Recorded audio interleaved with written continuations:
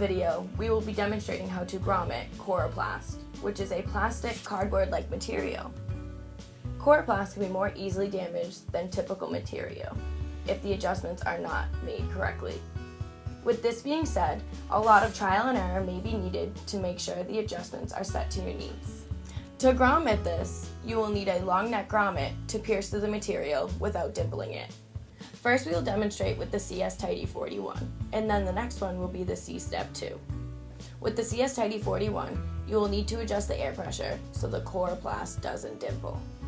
It'll take trial and error to set this adjustment.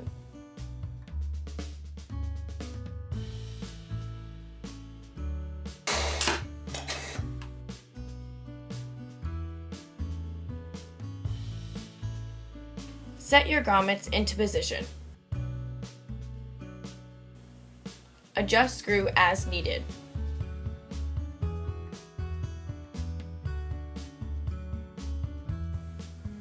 Then push down on the lever.